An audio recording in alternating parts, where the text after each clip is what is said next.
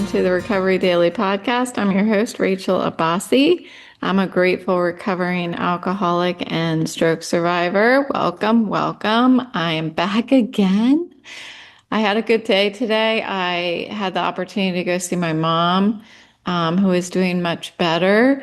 And thank you to all of those who reached out to me asking about how she's doing. She's doing better, and we had some great news regarding her health. So all is going in a positive direction. So I was able to take some Dramamine and take the 15-minute ride over to my mom's house. And I did well. She allowed my puppies to come because we're still in the Airbnb, and I didn't want to traumatize them by abandoning them here in their crates at the Airbnb in a strange place. So everybody worked together. My sister came and picked us up, and I was able to lift Boris's back end into the car without permanently injuring my back. So I got to spend a couple hours with my mom, and that was really nice. That was really nice. So that was earlier today. And then I made some jewelry today, some bracelets, which will be posted on my Etsy shop as soon as I get it back live. And that will be after I move into my house, which is any day now. I'm really excited about that. Let's see. Yeah, and I'm listening to a movie called, I think it's called like Dear God, It's Me, Margaret. So it's a cute little, I don't know, young audience kind of movie, it seems like, but it's kind of cute so far. Um, I really like murder mystery movies and books and stuff like that, but I'm afraid to listen to one while I'm in the Airbnb because I'm afraid I'm going to get scared. So when I walk Autumn outside at night, we are in this like secluded place with woods all around, and it's like pitch dark out there. And every time, so it's constant, there's like an acorn dropping in the distance in the woods. And so it's constantly like, what was that? What was that? And Autumn doesn't help because she is super spastic. So she's like constantly waiting to see something. And every so often there's a deer out there who's like creaking in the woods. It's just kind of spooky. And I'm like, I can't handle anything scary right now. So I'm listening to Hey God, It's Me, Margaret. And it's cute so far. So that's what I've been doing today. I have not eaten dinner yet because if I'm listening to a movie, I had to have popcorn and Twizzlers because you all know, if you're paying attention, popcorn and Twizzlers are the food of choice when you're watching or listening to a movie. So I had a bunch of popcorn, the ultimate butter popcorn and Twizzlers. So I'm a little full. So we'll see what's for dinner, something to look forward to. I did talk to my husband today, who is at the new house, and he is telling me all kinds of fun stuff about the new house and just met the neighbors and all kinds of stuff. And I'm like, come pick me up. But the movers are there like as we speak, so it's important for us to keep the dogs out of their hair and do this in a smooth, methodical manner. And but I'm trying to have the most patience in the whole entire world right now. So today, what's the topic, you ask? The topic is from the Daily Reflection, which we read in my morning meeting on Saturday mornings. And it was talking about pruning. It was talking about pruning the excess so that the good stuff can grow, like in a garden. So I wrote down a ton of notes about this metaphor of pruning. And as I was sitting in my meeting, I was thinking, well, I don't want to just re I don't know, do the obvious metaphor of pruning and talking about my garden and everything. That's super boring. But that's what I was hearing. And so I was just writing down lots of ideas that came to mind when I was thinking of this metaphor of pruning. And of course, I'm thinking of this garden that I just had at my old house. And in the garden, there was this bush. And when we moved in, it was so freaking overgrown. It was like growing into the driveway so that if you were to park in the driveway, it would have scraped the whole side of the car. So when we moved in, I cut back the bush down to it looks like a newly planted bush. It's just this tiny little thing, and it filled in really great. And but every summer, as as I walk by it every day, like 6, 7 times a day, I'm walking by this bush, and I'm dying to like grab a hold of some of the tiny little newly formed branches. Like from where you cut it off, there's these little branches that grow out with fresh greenery, and I want to grab them and just pluck them every time I walk by. It's like I want to prune the bush every time I walk by it. And the reason why is because if I wait, it just becomes such a pain to prune this bush because all of these little growths all around, they start looking very spiky on the bush. And if I do it all at once, then I use like my electric clipper thing, which makes me feel like a real man. and I and after I'm done with it, I've got all these clippings all over my garden, and then I've got to pick those up and stuff. So it feels like all signs were pointing to every time I walk by that bush, I need to just pluck a little bit off. And I was thinking about how that particular bush reminds me of my daily practice in sobriety. Um, I was thinking about how that bush was so overgrown that there wasn't any room for anything else in the garden. It was literally taking over the whole entire garden. And then there's another bush that was right beside it, and they were completely grown together, these two bushes. And at first, when we moved in, I thought it was one big bush, but it turns out it was two, and they had grown together. So when I clipped back the other one that was right beside it, it had no inner greenery. It was so overgrown that the branches were were leafless. And when I got to the point where I was clipping it back, I'm like, this would be a good tree. So I actually clipped the other bush into a tree, and it was amazing. It looked like a little tree. And I don't know. It was amazing how the transformation really. And then the rest of the garden, what I did was I decided that since it was so small, I wanted to plant as many different variations of flowers as I could, and I wanted them to all grow together so that it was controlled, but yet it almost looked like wildflowers.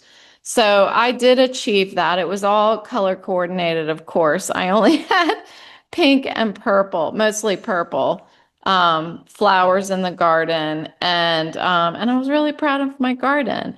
But what I also thought of today, and I'm probably stepping ahead a little bit, but what I also thought of today is every time I walked by that garden, I looked at it. I looked at this flower or that plant or whatever, my hostas, and I, having walked by it regularly on a daily basis, I got so used to it that I didn't even see the weeds that were growing. You know what I mean? Like, have you ever decided, okay, it's a Friday evening, and you're like, oh, I need to make sure that I bring this to work on Monday. Okay, this thing. I need to bring it to work on Monday. I'm going to put it right by the front door so that I don't forget to bring it to work on Monday.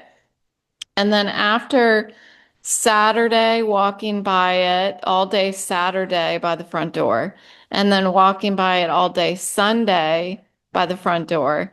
When Monday comes, that thing by the front door is no longer a reminder. It is simply a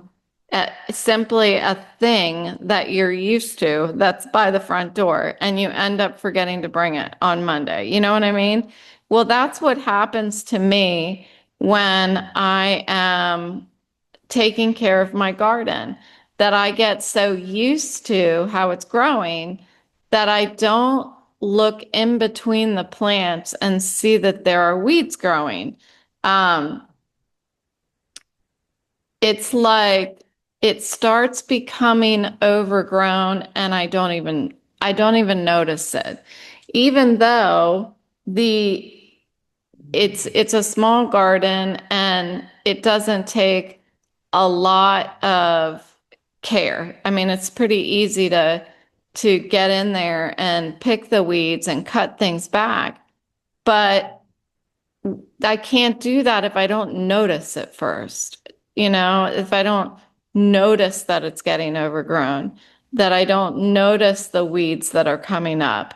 And they're so obviously there, but I have to consciously make a decision to look for the weeds.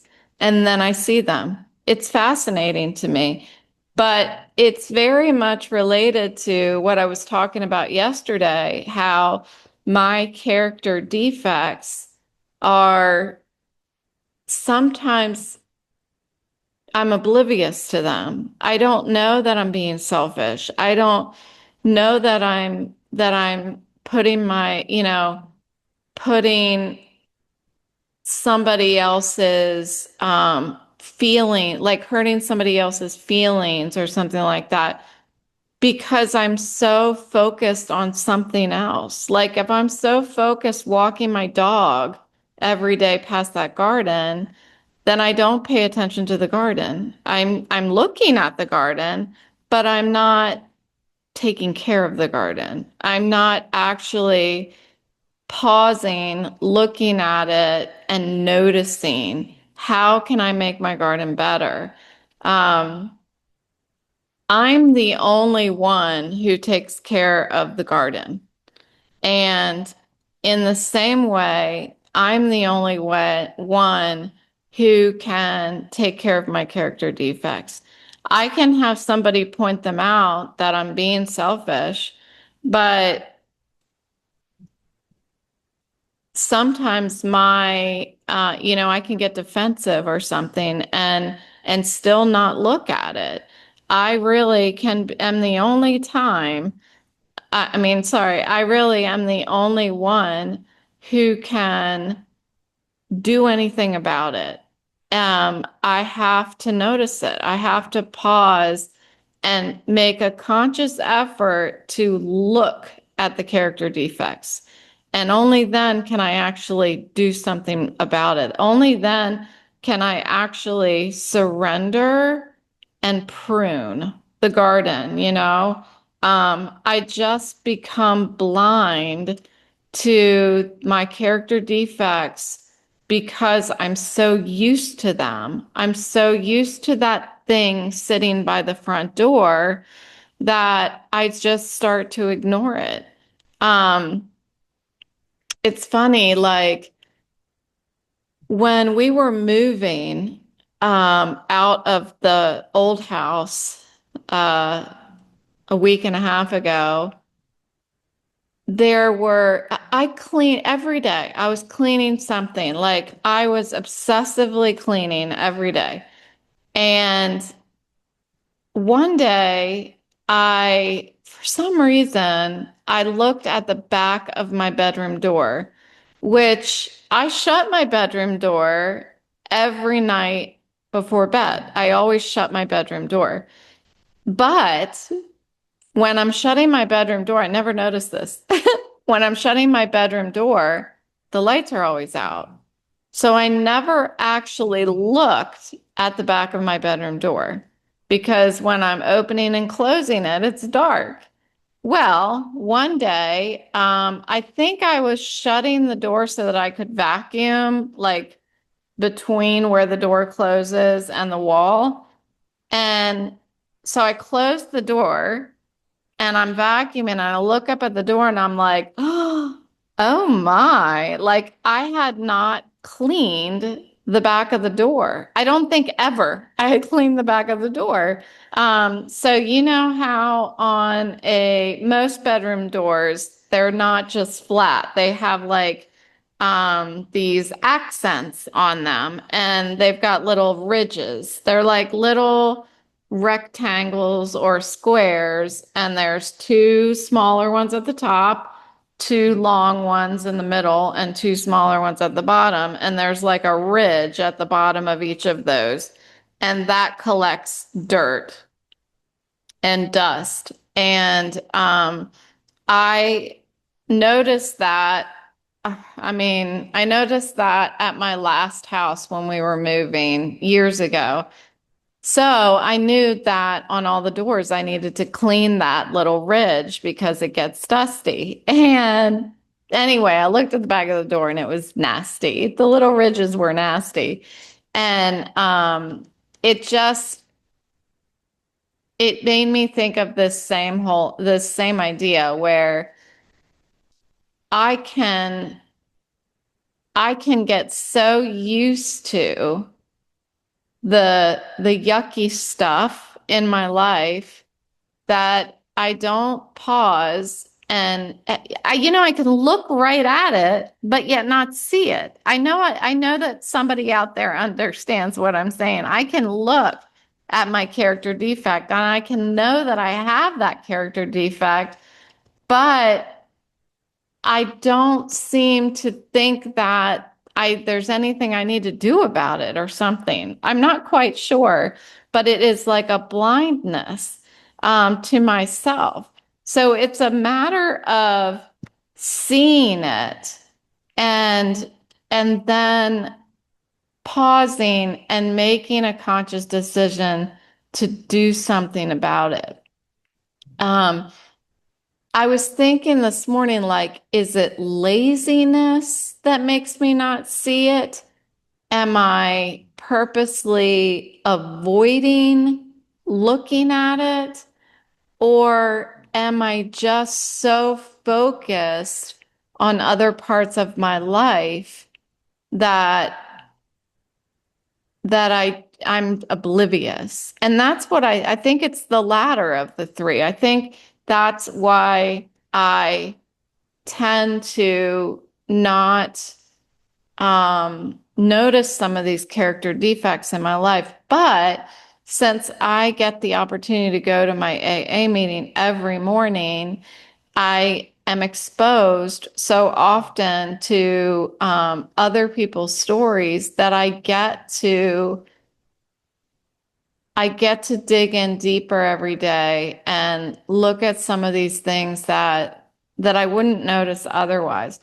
I'm taking time in my day to give opportunity to look at stuff that I haven't noticed yet. And if I do it every day, kind of like walking by that bush and just plucking the new growth off. If I do it every day, it's so much easier.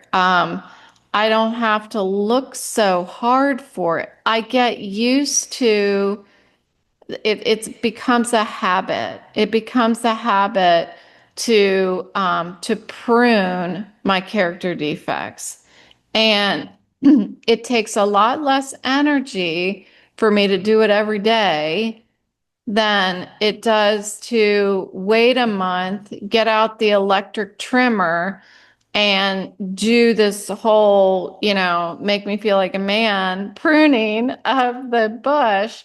And then I've got to clean it all up. Like it takes so much longer. Rather than just taking a look at it every day, addressing what needs to be addressed, and then I can move on with my day. Um, I cannot clean up what I'm not willing to look at.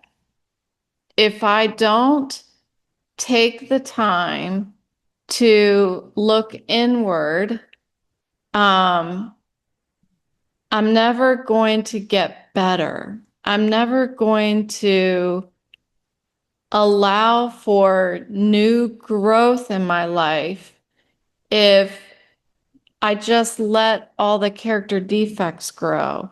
They take up all the space so nothing else can grow. My garden would have never been able to be as beautiful as it was if I didn't trim back those bushes first. Um, I'm really excited to move into this new house because I just got some texts from my husband with pictures of my new garden, and I've got so much more garden to deal with. And there's a tree that is like one of those, it looks like a willow. It's a willow tree relative. I know that willow is in the name, but it's not like a weeping willow. It's one of these baby willows. And I can't remember what it's called, but at the Airbnb I'm at, there's like five of them going down the driveway. And just last night, I was looking at those and I'm like, oh, I definitely want to get one of those for my garden. And today, my husband sent me a picture of that same exact tree that is in one of the gardens at our house. And I told him, I was like, I was just thinking that I wanted to buy one of those. So there's lots of different trees and stuff. Um, am I gonna be able to prune all of it every day, right? I mean, I think that it's going to be a lot. And I think that in my life, I can add so many things into my life that I stop having time to take care of the stuff that I need to take care of. I need to not fill up my life so much with clubs and all of these things that I'm excited to do at the new house. I'm going to go to church in the neighborhood. Um, there's all kinds of club. There's a players group, so I can uh, I don't know. I'm thinking about trying out for a play. So I don't know if I'm going to be able to do that with my head, but these are like I'm really getting excited about all these things that I can do and this all this garden I have and stuff. But if I add too much, then I'm not going to have the time that I need to prune my own character defects. I need to make sure that I keep the space for my AA meetings in the morning. I need to keep the space for my stroke recovery group, for my vestibular recovery groups. Um, I need to make sure that I don't add so much into my life that I start ignoring my own character defects because I can add all the fun things in the world in my life, but if I start straying from a recovery focused life, then that joy that I am so fond of bringing to the surface of my life, it's going to start sinking. It's going to start getting hidden by all the other stuff that is going to be happening. So I really want to say that out loud, that I want to make sure that I make that space in my life, that I don't get too busy for me. I don't want to get too busy for me. And so I'm going to leave you with that. And I did say to my husband, or he said he's going to call me later, but I was like, maybe you should pick me up tomorrow instead. So we'll see what he says. He's going to call me later. Um, anyway, that's what I've got. Thanks for listening. I hope that you're all having a fantastic weekend, and I will talk to you hopefully tomorrow, unless I'm in the car. I don't know. We'll see. I don't know what's going to happen. It's a mystery to all of us. So I will talk to you later.